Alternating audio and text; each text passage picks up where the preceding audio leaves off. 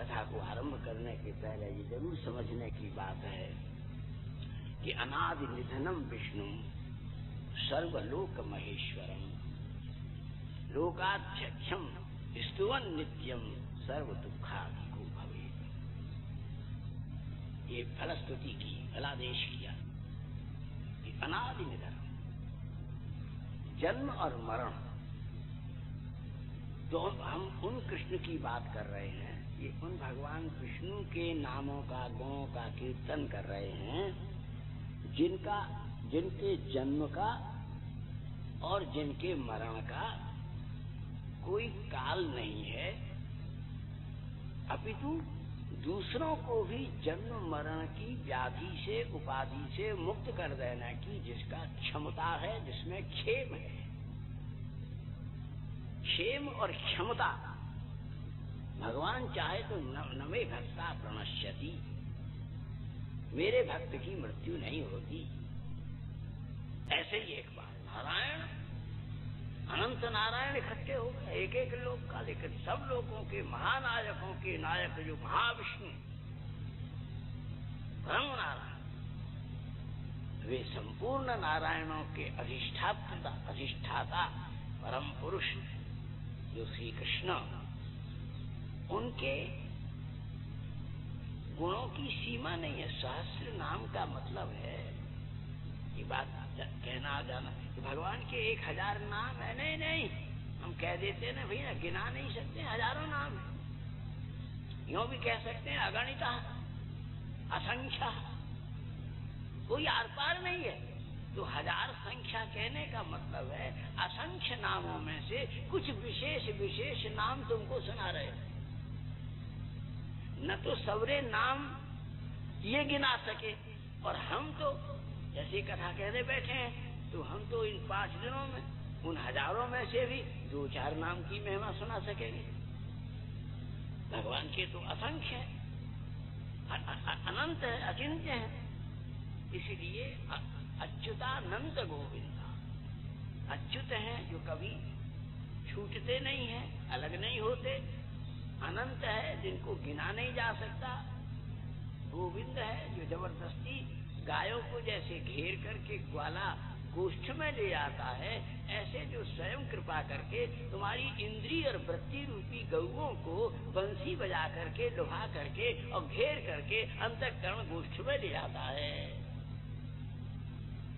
उस परम चैतन्याधिष्ठात्र परत्व पुरुषोत्तम के नामस्तवन के माध्यम से उनके शास्त्र वेद धीर गंभीर अनंत नामों की रस महिमा का स्वादन कराने के लक्ष्य से इस व्रणों से युक्त क्षत शरीर में होकर के भी शोक से आतुर युधिष्ठिर को समाहित चित्त करके दोनों के मध्य में संबंधों से मुक्त होकर के, न तो युधिष्ठिर में कोई संबंध है, न भीष्म में कोई संबंध है, बीच में सब संबंधों का समवाय जिसमें है, उन श्री कृष्ण की मध्यस्थता में इस विष्णु सहस्त्र नाम का सुना करके युधिष्ठिर को शोक मोह से मुक्त करके राज्य परित्याग करके संन्यासोन्मुख हिमालय की ओर जाने का एक अलक्षित अलौकिक निर्देश किया है, उपदेश किया है, और उनको उस प्रकार की पात्रता से निर्मोह परिपूर्ण करने की कृपा की है। और उस स्थिति के शोक रहित स्थिति को प्राप्त होने पर उस व्रणावस्था में बाणों की शैया पर लेटे लेटे ही भीष्म ने विष्णु सहस्त्र नाम का जैसा गान किया है, हम भी अपनी बुद्धि और गुरु कृपा के आधार से उनके कतिपय आए हुए नामों का संकीर्तन करके इस प्रकार के ब्राह्मण ग्रंथों में, सत्पथों में, ये सब शास्त्र के विविध आगम निगम में, पुराणों में, उपरांत आचार्यों के भाष्यों में, सूक्तों में, उपासना की परंपराओं के अनुक्रम में जीव, ब्रह्म, माया और प्रकृति के विविध दार्शनिक परिवेशों में प्रस्तुत किए गए चिंतनों के संदर्भों में समय समय के ऋषियों ने, मुनियों ने, महात्माओं ने, वेद में श्रुतियों ने, ऋचाओं ने जिन जिन संदर्भों में प्रसंगों में उनके सार को प्रकट करने के लिए भगवान के जिन जिन नामों को प्रकट किया है उन सब जगह से उद्धृत करके विष्णु सहस्त्र नाम में जौ नाम के परम संसिद्ध वसु ने सरशैया पर शयन करके श्री कृष्ण का निरंतर चिंतन और ध्यान करके अपनी माता गंगा की तरंगों में बार बार अपने को अभिसिंचित और अभिषिक्त करके संपूर्ण वेद वेदांत के सार को 10,000 नामों में निहित करके गूंथ करके और प्रकट किया है। जैसे कोई बड़ा भारी निबंध लिखा जाए, प्रबंध लिखा जाए, तो महाभारत एक बहुत बड़ा प्रबंध है। ये तो पारिभाषिक शब्द है, इनको अलग अलग तरह से इनकी व्याख्या करें, समझाएं तो बहुत समय भी लगे और सब जनों के कठिनाई भी अनुभव हो। तो महाभारत जय नामक प्रबंध है। इस जय प्रबंध में अनुशासन पर्व में संपूर्ण दर्शन शास्त्रों का, वेदांत आदि का और संपूर्ण और जो ग्रंथों के नाम लिए सबका मंथन करके ये सब कुछ क्या है, तो एक एक नाम भगवान का कौन सा नाम, जिन नामों के पीछे वेदांत वेद के उपासना कांड की, ज्ञान कांड की, कर्म कांड की, अनेक प्रकार के तत्व ज्ञानों की बहुत बड़ी पृष्ठभूमि है। एक नाम लेकर के अगर उसका चिंतन करें, अब आजकल तो जैसे कहते हैं ना, कृष्ण कृष्ण कृष्ण कृष्ण हरे कृष्ण कृष्ण कृष्ण हरे हरे, ये तो एक सीधी सरल बात है। साधारण लोगों को उपदेश कर दिया कि तुम ये महामंत्र का जप करो, या श्री राम जय जय राम इसका वर्णन करो, अथवा विज्ञान शास्त्र ने कहा श्री अच्युताय नमः, श्री अनंताय नमः, श्री गोविंदाय नमः आदि व्याधियों से, राग रोगों से निवृत्त होने के लिए इन 3 नामों का निरंतर मनन करो।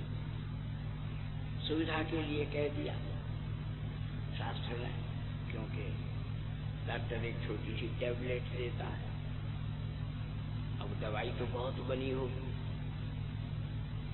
और मनोबली होगी, बैजनाथ झंडी, तरह तरह की भस्मी, तरह तरह की रासायनिक औषधियाँ, स्वर्णबंध भस्म आदि, मुक्तापिष्टि, मुक्ताभस्म, सब दवाई देते हैं।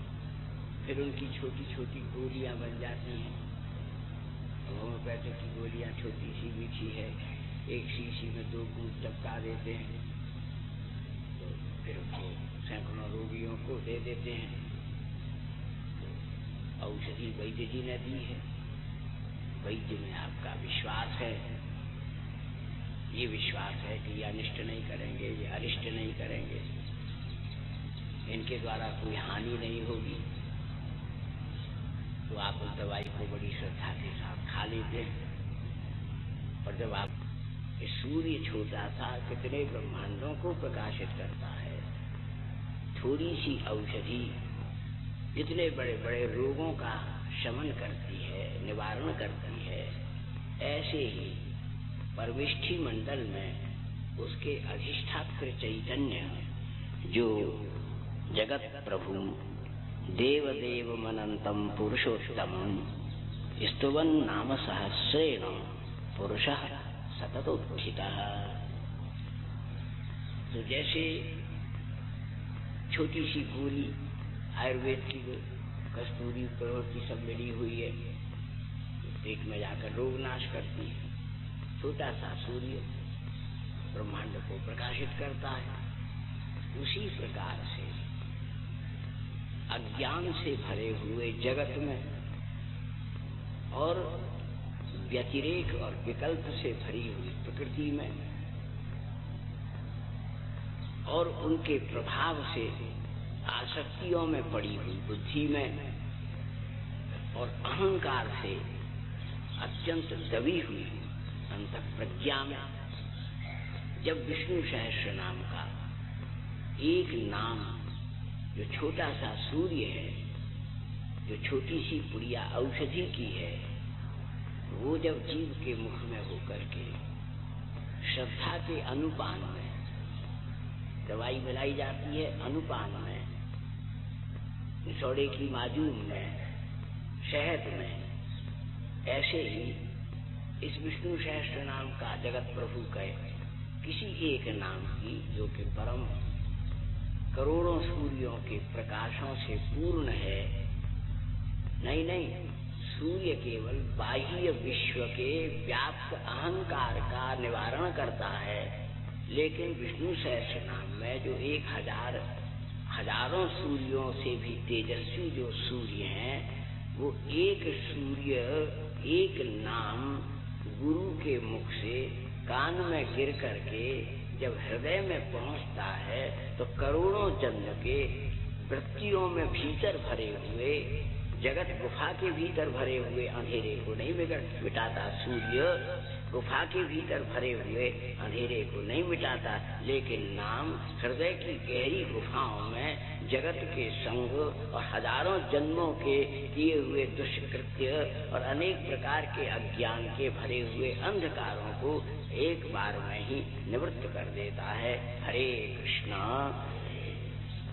इसलिए एक एक नाम, अब ये आप नहीं जानते कि हरे मैं कहाँ से लिया है, ये किस अरण्यक का, किस उपनिषद का, ये ज्ञान विज्ञान संयुक्त सामवेद की किस मंडल का, किस ऋचा का, ऋग्वेद के किस श्रुति संकल्प का और वेदांतादिक दर्शनों के किस प्रतिपेद्य परत्व का और परा विद्या की सर्वज्ञता के सार सर्वस्वता का प्रतीक होकर के, प्रकट होकर के गुरु मुख से अवतरित हो रहा है।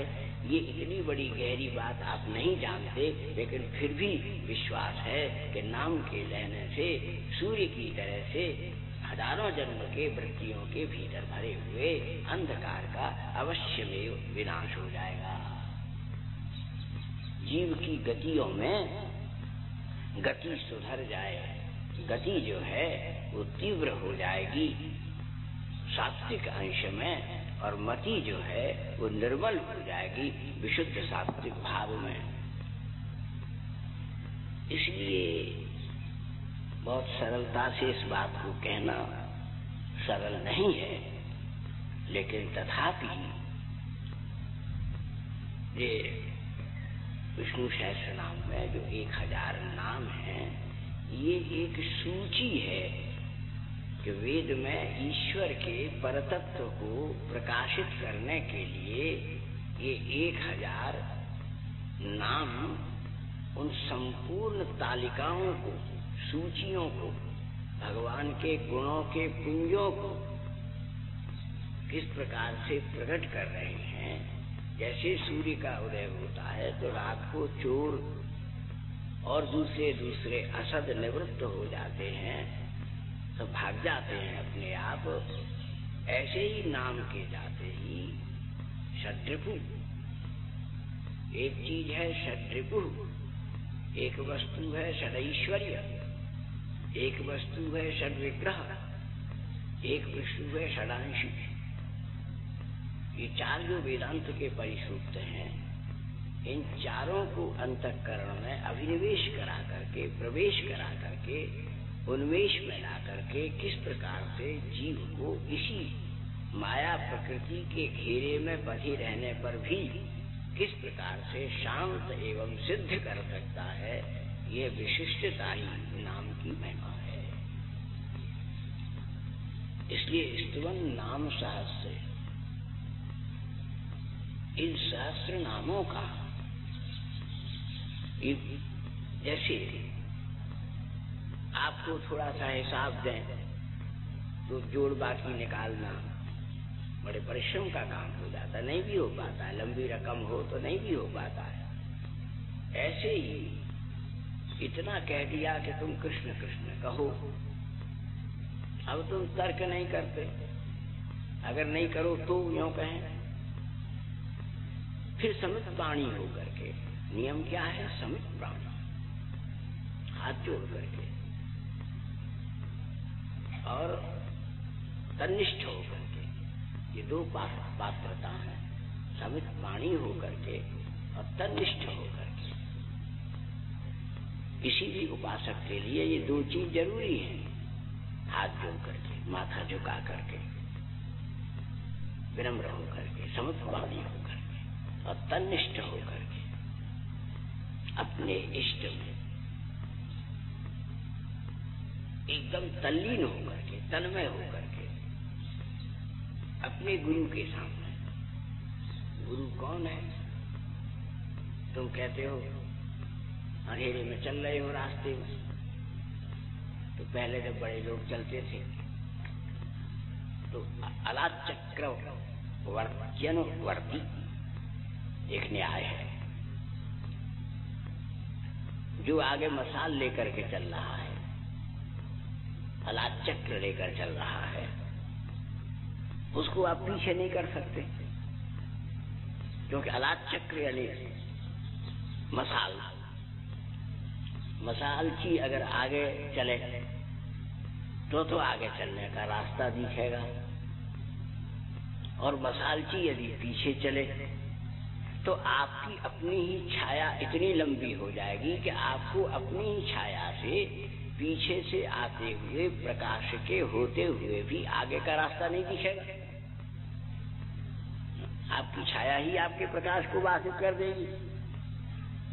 ठीक इसी प्रकार से तन्निष्ठता का मतलब है कि जगत प्रभु इस बात को महसूस करना, अनुभव करना, इस बात के लिए निश्चिंत होकर के, निरुद्विग्न होकर के, निरावेशित होकर के, निर्विकल्प होकर के, निरामिष होकर के, निर्विकार होकर के, निरीह होकर के, निरुद्धत होकर के, और ये लक्ष्य निर्धारित करना कि जगत प्रभु,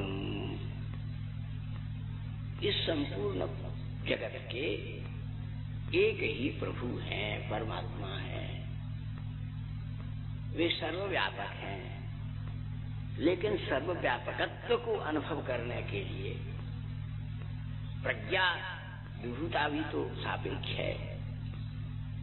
आपके भीतर वो आपकी मति, आपकी आत्म प्रज्ञा जागृत नहीं है, जागृत भी नहीं है और जीवित भी नहीं है, तो आप पहले तो ये लक्ष्य निर्णय नहीं कर सकते आपको कहाँ जाना है, और मसाल जला दो और फिर बैठ के विचार करो कि हमें कहाँ जाना है, तो जितनी देर में तुम निर्णय करोगे उतनी देर में तो मसाल बुझ जाएगी, तेल खत्म हो जाएगा, उसका आग भी खत्म हो जाएगी। लेकिन पहले निर्णय करके फिर मसाल जलाओगे कि हमको फलानी जगह ले चलो, तो उस तेल का विनियोग, आग का विनियोग पथ के ऊपर अनुगमन करके लक्ष्य तक पहुंचाने के उपयोग सिद्धि को प्राप्त कर लेगा। इसी प्रकार से तो पहले निर्णय करो, पहले क्या निर्णय करो कि अनंतम पुरुषोत्तमम देवदेवम जगत प्रभु तन रूपेण तन्निष्ठ हो जाना। तन्निष्ठता का क्या है? पहले बैठ करके कहाँ निर्णय करो? कोई निर्णय होता है, कानून बनता है असेंबली में बैठ करके, पार्लियामेंट में बैठ करके, संसद में बैठ करके, परिषद में बैठ करके, सत्संग में बैठ करके, किसी महात्माओं के पास बैठ करके। परीक्षित बैठे हैं परमहंस गुरुदेव सुखदेव जी के सामने, विदुर जी बैठे हैं भगवान मैत्रेय के पास में, तो नारद जी को भी जिज्ञासा हुई कि ऐसी औषधि खोजो जिससे ज्ञान, वैराग्य और भक्ति तीनों समान रूप से हृदय में पुष्ट होकर के, हृष्ट होकर के हमको अत्यंत सद में और चिद में ले जाकर के आनंद में जाकर के प्रतिष्ठित कर दें। सत के द्वार से भीतर ले जाकर के चिद के आंगन में पहुंचा करके और आनंद के पर्यंक पर सिंहासन पर हमको विराजमान कर दे। तो यह जो डिसीजन, यह जो डिटर्मिनेशन, इसे प्राप्त करो। कैसे करोगे? डेडिकेशन। सब प्रकार से अपनी अस्मिता और अहंता और आसक्ति, इससे छुटकारा करके, क्योंकि ये तुमको किसने दिए हैं? जब किसी नए वैद्य के पास जाओगे तो वो ये कहेगा नहीं नहीं इन दवाइयों को छोड़ो, खाना ये ठीक नहीं है। मैं विश्वास पूर्वक आपको ये नई औषधि दे रहा हूँ, आप इसका सेवन करो, गारंटी ले रहा हूँ आप ठीक हो जाओगे। तो विष्णु सहस्त्र नाम में गारंटी ले रहे हैं भीष्माचार्य। उसके महाभाष्य के रूप में विष्णु सहस्त्र नाम को वेद, वेदांत, अरण्यक, ब्राह्मण, शतपथ, सद्भाष्य, सत्संत वृंद, समाहित समुच्चय, विविध औषधियों के सार से विनिर्मित हुए ऋषियों के द्वारा बड़ी खोज के बाद प्रकट किए गए जो भगवान के समस्त गुणों की संहिता रूप जो उनकी नाम राशि है, उसको एक जगह पर एक खल्लड़ में एक थोड़ी कस्तूरी, थोड़ी केसर, थोड़ी फलानी बूटी, थोड़ी फलानी जड़ी, कोई फलानी औषधि गेर करके, कूट करके, पीस करके, छान करके, जैसे बना करके वैद्य झट अपनी शीशी खोल करके तुम्हारे पुड़िया में कागज में रख करके और औषधि तुमको दे देते हैं। ऐसे ही तुम्हारी बुद्धि के कागज में ये संपूर्ण शास्त्रों की सार रूप औषधियों को कूट पीस करके, छान करके और सत्संग में प्राप्त हुई श्रद्धा के अनुपान के साथ में तदनुपात से ये गुरुजी ने भगवान के नाम की औषधि तुमको प्रदान की है। अब तुम इस नाम का जप करो। बोले कैसे करो? देखो कितनी बात, कितनी सरलता से सब कह देते हैं। तुम जप करो, तुम कीर्तन करो, परंतु भीतर से कितना कठिन काम है। यज्ञानां जप यज्ञोस्मि। सबसे बड़ी बात कहेंगे तुम चुप रहो। बोले क्यों? कि तप करो। बिना तप किए चुप नहीं रह सकते। इसलिए मौन रहने से, चुप रहने से बड़ा कोई तप नहीं है। कोई बक रहा है, उत्तेजित होकर के तुम भी बको, आग में घी गिरे जाओ। वो तो तमोगुण के इस आवेश में है कि उसका तो कोई और छोर नहीं है। जब वो तमोगुण में बक रहा हो, तुम छट अपने को सतोगुण में समेट लो और सतोगुण में समेटते ही चुप हो जाओ। चुप होते ही उसकी वाणी का निकला हुआ जहर, जैसे सांप के दांत में भरा हुआ जहर, यदि सपेरा गर्दन पकड़ करके उस दांत को निकाल ले, जितने पालतू सांप होते हैं वही होते हैं जिनका विषदंत निकल गया है, फिर तो वो श्रृंगार का विषय हो जाते हैं। उन्हें गले में पहन लो, उन्हें स्त्रियां अपने माथे के जूड़े में बांध लें। विषहीन सर्प क्या है और अमृतहीन संत क्या है? बोले इसलिए बोले अमृत कहाँ है? संत के कंठ में। बोले कंठ में क्या अमृत है? बोले नाम। तो अमृत की कितनी गोलियां हैं, तरह तरह के अमृतों को। अमृत ही एक अमृत नहीं है। अमृत प्राप्त करके भी कोई विषयी को अमृत तत्व दे दो तो संसार में तूफान मच जाएगा, सब स्त्रियों के प्रति दुर्भाव करेगा। रावण आदिकों को दीर्घायु मिल गई, उन्होंने तूफान मचा दिया। ब्रह्मा जी ने वरदान तो दे दिया कि तुमको कोई नहीं मार सकेगा। पंचतन्मात्रा कृत मृत्यु मुक्ता भवन्ति भवान एव।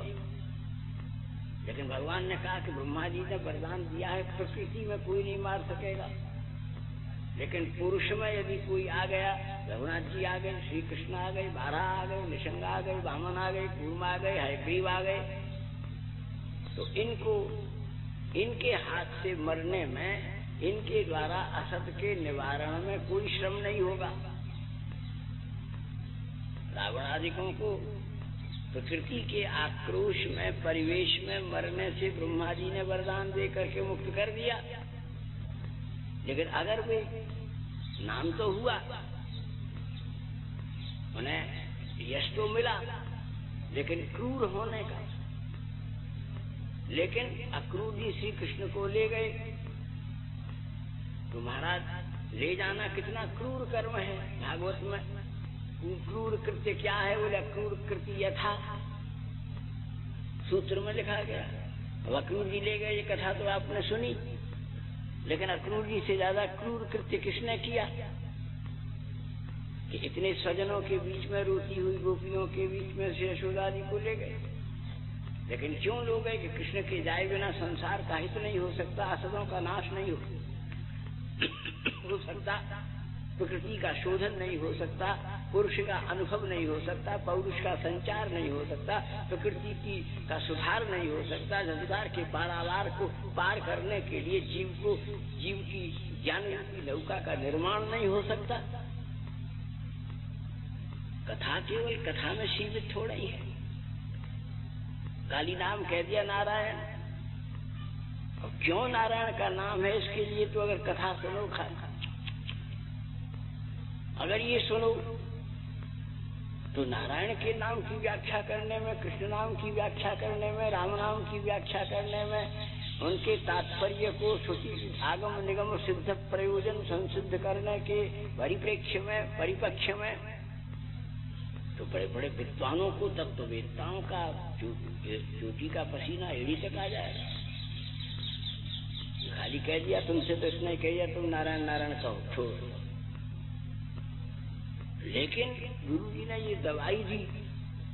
अच्छा, गुरु जी दवाई के बनाने में कितनी कीमत लगी? तो भैया तुमको हमने दे दी है इस दवाई की। ये बच्चा किसका, ले जाओ तुरंत बाहर। इस कथा में तुम ये अपराध कर रहे, बाहर ले जाओ। प्रयोजन संसिद्धि में दवाई को कूटा पीसा बनाया, तो ऋषियों को कितने तप योग यज्ञ व्रत अनुष्ठान, कितने प्रकार के तत्व मंथन आलोडन, कितने प्रकार के आगम निगम कृत उन श्रुतियों को प्रकट करने वाले ऋषियों की तपस्याएं, उन सब के द्वारा वो नाम रूपी औषधि तैयार हुई है, जिसको कृपा करके केवल तुम्हारी श्रद्धा के अनुपात में, तुमने श्रद्धा में 2 रुपया भेंट कर दिए, 10 रुपया भेंट कर दिए, 5 रुपया भेंट कर दिए, नहीं कर दिए, खाली फूल चढ़ा दिए, लेकिन वो जो तुम्हारे कान में मंत्र दिया गया है, तुम इस नाम को जपो, यह परामर्श दिया गया है। कोई एडवोकेट आपको लीगल परामर्श ही तो देता है। तो इस प्रकार से एक एक नाम के प्रकट होने में कितने कितने बड़े बड़े ब्रह्मर्षियों का, तत्ववेत्ताओं का कितना अन्वेषण है, कितना तप है, कितना योग है, कितने कितने उन्होंने यज्ञ किए हैं, कितनी अर्चनाएं की हैं, शास्त्र सागर का मंथन करके उसके हरिहंगम सार रूप एक एक नाम को वेद वेदांत से प्रकट किया गया है। लेकिन क्योंकि ये बहुत कठिन ग्रंथ है, भागवत इसी का भाष्य है, पद्म पुराण विष्णु पुराण इसी के भाष्य हैं, आगम निगम इसी के भाष्य हैं, क्यों? उनमें कथा किसकी है? देखो ये बात, सनातन धर्म अगर अपने सिद्धांतों को नहीं समझेगा तो कुतर्कियों के द्वारा संपूर्ण शास्त्रों के प्रति अश्रद्धा अवज्ञा तो आप में उत्पन्न हो जाएगी।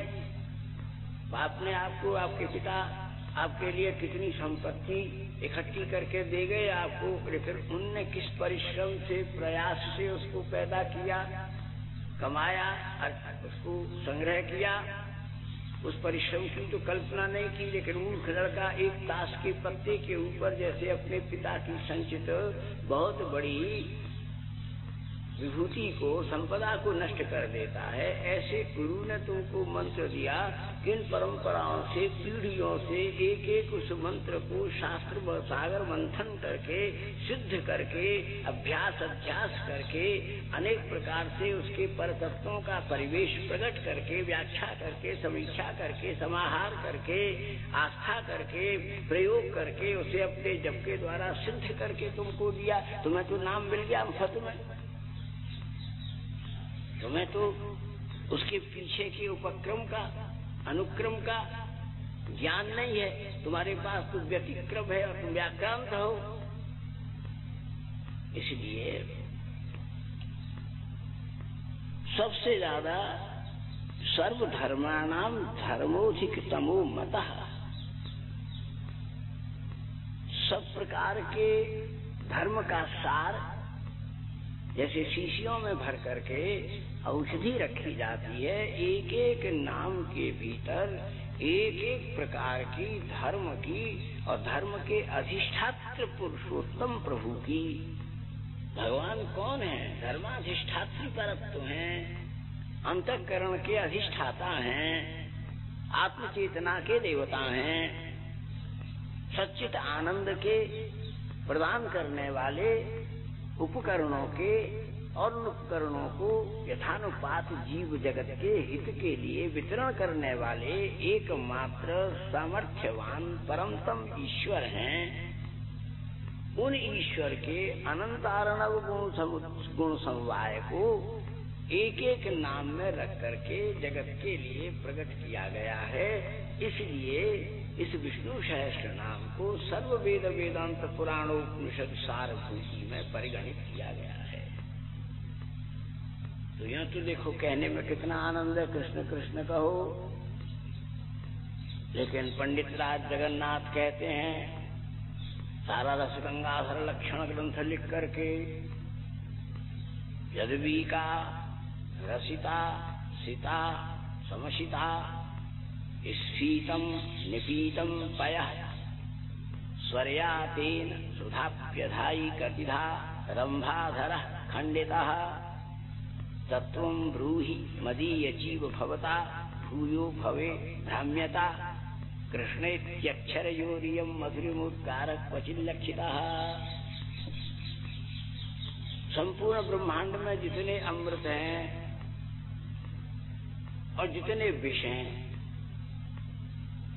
सांप के दांतों में जहर है, लेकिन वैद्य लोगों के पास में वो विष जाकर के कितने उपयोग में आता है। आज कैंसर की बीमारी के लिए काले फन वाले सांपों का जहर ही तो औषधियों के रूप में बनाया जा करके और फेफड़ाओं में विकृति जो उत्पन्न हुई है, कैंसर के रोग को निपटाने के को निवृत्त करने के लिए वैद्य लोग विनियोग करते हैं।